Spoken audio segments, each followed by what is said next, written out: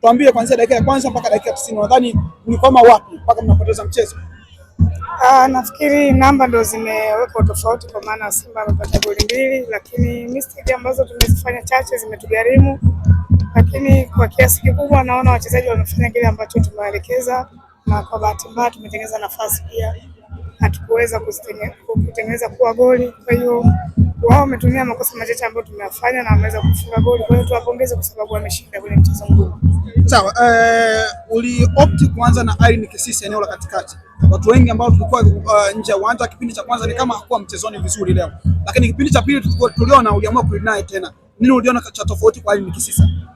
Mimi nafikiri mchezaji kucheza chini ya kiwango, kufanya sabu sio kutibu tatizo, kwa sababu nilihitaji imani kwake, kwa sababu pia ni nahodha kwenye timu. Nafikiri amecheza kwa kiasi chake kizuri ambacho sisi tukitarajia, lakini bahati mbaya second half nikamtoa, nikamwingiza mchezaji mwingine ambaye nilihitaji tucheze zaidi katikati, na imetulipa, tumecheza vizuri.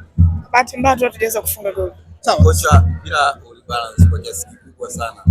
Simba wamepata chance chache sana ambazo wamezibadilisha kwa magoli, lakini wewe chance zako nyingine huenda ziligonga mlamba. Unaamini katika mchezo leo ulikosa bahati? Naweza kusema hivyo, lakini ni mechi ambayo ilikuwa ni balance kwa pande zote mbili, kwa maana sisi tumecheza vizuri, pia Simba amecheza vizuri.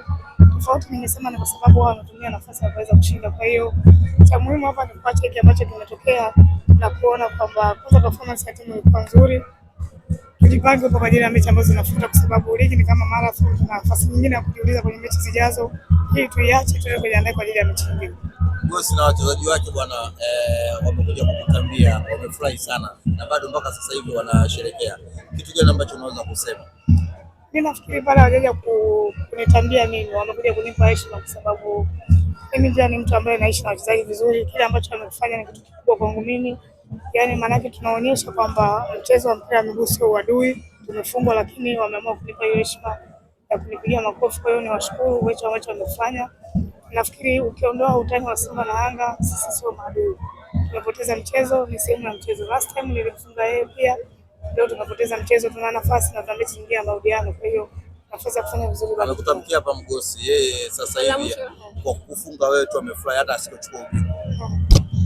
Kila mtu ana aina yake ambavyo anaweza kupokea ushindi, lakini huwezi jua kwamba alikuwa anapambana siku nyingi akutane na mimi anifunge, kwa sababu amekuwa akitoka akiingia